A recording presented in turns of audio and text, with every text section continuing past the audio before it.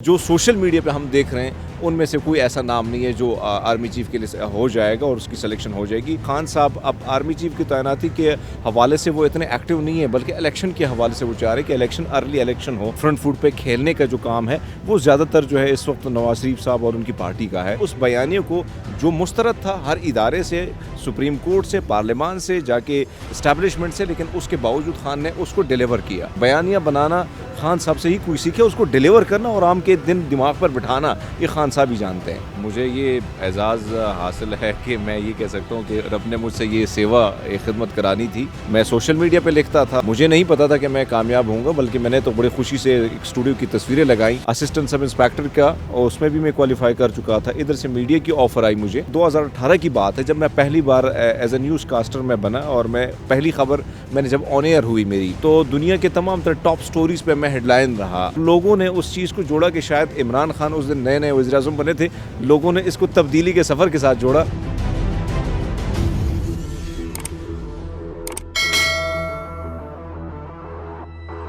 अस्सलाम वालेकुम नाज़रीन, और साफ़ डिजिटल के साथ मैं हूँ आपकी मेज़बान आमना मजीद। और आज जिस पर्सनालिटी को मैं आपकी खिदमत में लेके आई हूँ, बहुत ज़्यादा जो है वो इनकी फ़ैन फॉलोइंग है, मैंने बहुत देखी है। लोग जो है मैंने बहुत पसंद करते हैं। पाकिस्तान के फर्स्ट सिख हैं ये, और सहाफ़त से इनका ताल्लुक़ है। हरमीत सिंह, जाना पहचाना नाम, इनसे इनके बारे में भी जानते हैं और मुल्क की सूरत हाल के बारे में भी जानते हैं। अस्सलाम वालेकुम। वालेकुम सलाम, बहुत शुक्रिया आपका, और तमाम तरह देखने वालों को भी सलाम।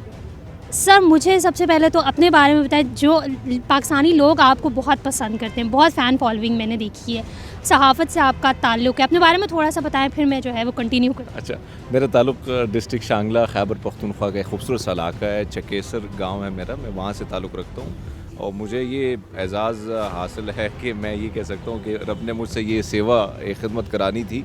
तो मैं पाकिस्तान का पहला सिख न्यूज़ एंकर हूँ, और उसके बाद मैंने करियर का स्टार्ट इस तरह ही किया।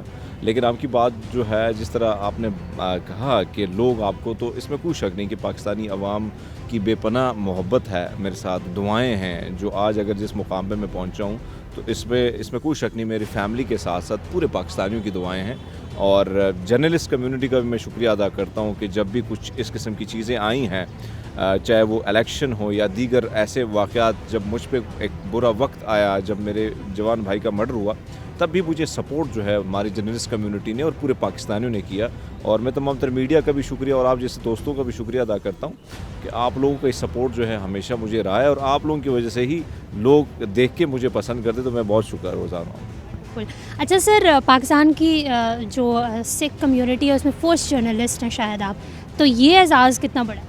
देखिए जी, खुशी तो होती है एक मुनफरिद। मेरा बचपन में यही ख्याल था कि मैं कुछ ऐसा करूं कि वो सबसे मुख्तलिफ हो अपनी कम्युनिटी में, और मैं अगर दुनिया से जाऊं भी तो कम से कम मेरा नाम ज़िंदा हो। और शायद रब ने सुनी, और इस तरह एक मुझे प्लेटफॉर्म मिला। जब मैं मलेशिया से आया, मैं सोशल मीडिया पे लिखता था, और सोशल मीडिया के बाद कुछ दोस्त, मोहम्मद शाइक नामी दोस्त मुझे मिले, और उनका कहना ये था कि जब पाकिस्तान आए तो आप मेरे साथ मुलाकात कीजिएगा।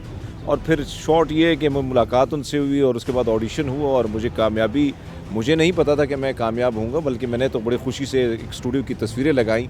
और अमूमन ये होता है कि जब आप एंकर से मिलते हैं या स्टूडियो जाते हैं तो आपको खुशी होती है कि हाँ, मैं एक सेलिब्रिटी से मेरी मुलाकात हुई। तो मैंने वो तस्वीरें वायरल कर लगा दी फेसबुक पे, और मुझे नहीं पता था कि सुबह सुबह जो है मेरे बारे में ख़बरें छपेंगी। और जब ख़बरें आईं तो कहा गया कि हरमीत को पाकिस्तान ने पहला सिख एंकर रख दिया। अब मुझे रखा नहीं गया था, तो मेरे ब्यूरो चीफ सलमान अली वान साहब ने मुझे कॉल की कि खुदा के बंदे, हमने आपको रखा नहीं है, अब तस्वीरें हटा दें। मैंने कहा सर, मुझे पता है आपने मुझे रखना नहीं है, और ना मुझे दोबारा स्टूडियो का मौका मिलेगा, इसलिए मैंने तस्वीरें खींच दी हैं, तो बराए मेहरबानी मुझे माफ़ कीजिएगा, मैं नहीं हटा सकता। तो आफ्टर तकरीबन 2 वीक्स मुझे कॉल आई कि आपको हमने रख दिया है। उस वक्त मुझे 2 टेस्ट मैं ऑलरेडी दे चुका था, 2 चीज़ों के, असिस्टेंट सब इंस्पेक्टर का, और उसमें भी मैं क्वालिफाई कर चुका था। इधर से मीडिया की ऑफ़र आई मुझे, तो फिर मैंने ये सोचा कि मैं जो करना चाह रहा था मुल्क के लिए, और मैं जो एक मैसेज कन्वे करना चाह रहा था, एक पॉजिटिव मैसेज पाकिस्तान के हवाले से, क्योंकि बाहर की दुनिया में पाकिस्तान के हवाले से बड़े ऐसा इमेज पेश किया गया है जो अच्छा नहीं है। तो उसको कोशिश मेरी यही थी कि मैं उसको जाके उस पर काम करूं, और वही मुझे एक मौका मिला, और मैंने कहा यही प्लेटफॉर्म है जिसके ज़रिए मैं मैसेज कन्वे कर सकता हूं। और वही वजह, अगर 2018 की बात है जब मैं पहली बार एज ए न्यूज़ कास्टर में बना, और मैं पहली खबर मैंने जब ऑन एयर हुई मेरी, तो दुनिया के तमाम तरह टॉप स्टोरीज़ पे मैं हेडलाइन रहा। हिंदुस्तान के 112 चैनल पर मुझे हेडलाइन बना दिया गया। उसी के साथ साथ फिर कनाडा के जो वाइस पीएम है जगमीत सिंह, उन्होंने ट्वीट किए। अमेरिका के ब्यूरोक्रेसी में कुछ सरदारों ने ट्वीट्स किए। तो बड़े खुशी का दिन था और लोगों ने उस चीज़ को जोड़ा कि शायद इमरान खान उस दिन नए नए वज़ीर-ए-आज़म बने थे। लोगों ने इसको तब्दीली के सफ़र के साथ जोड़ा, लेकिन उसके पीछे मेरी बड़ी मेहनत थी और उस मेहनत की वजह से मैं इस मुकाम पर पहुंचा था। ये तो बहुत अच्छी बात है कि लोग जो हैं वो सराहते हैं, आपको भी सराहते हैं, हमारे मुल्क को भी सराहते हैं, लेकिन इस चीज़ को जो है वो नॉर्मलाइज हो जाना चाहिए कि हर कम्युनिटी का इस मुल्क पर जो है वो उतना ही हक़ है जितना शायद मेजॉरिटी का है। अच्छा सर, एक चीज़ जो मैं पूछना चाहती हूँ, मुल्क की सूरत हाल को जो आप अच्छे तरीके से कवर जो है वो करते हैं, तो उसके बारे में क्या कहेंगे? आजकल जो है वो आर्मी चीफ़ के हवाले से भी बहुत ज़्यादा प्रेस कॉन्फ्रेंसेस होती हैं। हमारे जो सियासी सूरत हाल है, इमरान खान साहब का जो हकीकी मार्च था, उसके बारे में क्या कहेंगे? देखिए जी, हमेशा आर्मी चीफ़ की तैनाती के हवाले से अगर हम देखें तो हमेशा ये ख़बरों में इसलिए गर्दिश करी कि एक अहम तैनाती है, अहम मामला है। इसको जब तक ये सेटलमेंट इसकी नहीं होती तो ख़बरें तो आती रहती है। तरह तरह के हर तज्ज़ियाकार का अलग तज्ज़िया है, वो एक अलग तरीके से उस ख़बर को जो है वो आगे लेके जाता है। लेकिन अभी ये तैनाती के हवाले से ज़ाहिर बात है, अब तक जो नाम है वो आए नहीं है। डिफेंस मिनिस्ट्री प्राइम मिनिस्टर के पास नहीं गए हैं। कोई कह रहा है कि 5 नाम है, कोई 3 की बात कर रहा है। लेकिन तब तक ये चीज़ें हम खुद इस तरह नहीं कह सकते। अभी कुछ ज़राए हमारे भी होते हैं, कुछ चीज़ें हमारी भी होती हैं, लेकिन जो सोशल मीडिया पे हम देख रहे हैं उनमें से कोई ऐसा नाम नहीं है जो आर्मी चीफ़ के लिए हो जाएगा और उसकी सिलेक्शन हो जाएगी। अभी उस पर मेरे ख्याल में मामला चल रहे हैं, बातचीत चल रही है। लेकिन अभी अगर हम देखें, शहबाज शरीफ साहब भी गए थे लंदन और मशावरत के लिए, लेकिन यहाँ पे सारी सूरत हाल को अगर आप देखें तो पीडीएम हमें कहीं एक्टिव नज़र नहीं आती। उसकी ये भी वजूहात हो सकती हैं कि वो इस वक्त ये जो तैनाती है, एक अहम तैनाती है, इसके मामले में वो उन्होंने चुप साध ली है। क्योंकि पूछना चाहती हूँ कि यहाँ पे जो है मुत्तहिदा हुकूमत है पीडीएम की, और एक जो है वो नवाज़ शरीफ बाहर हैं, तो वो एक आपको लगता है कि 2 कॉन्फ्लिक्ट्स पाए जा रहे हैं शायद इनके राय में? देखिए, ज़ाहिरी बात है, इस वक्त अगर आप देखें ना, पूरा बर्डन जो है, अगर महंगाई है, दीगर मामलात हैं, तो तमाम तर बर्डन जो है वो नवाज़ शरीफ साहब और उनकी पार्टी पर ही पाया जा रहा है। दीगर पार्टियां तो उसका हिस्सा है। कहीं ना कहीं आसिफ अली ज़रदारी ने उसको कोशिश की और उनको हुकूमत में वो लेके आए। लेकिन आप देखें ना, इस वक्त पूरी तरह अगर आप कोई बयानबाजी आती है तो नून लीग आगे, पीपल्स पार्टी आपको आगे समझ नहीं आ रही है, वो बिल्कुल खामोश। उन्होंने आगे फ्रंट फुट पे खेलने का जो काम है वो ज़्यादातर जो है इस वक्त नवाज शरीफ साहब और उनकी पार्टी का है, नून लीग का है। तो मैं समझता हूँ कि रिस्पॉन्सिबिलिटी ज़्यादा है।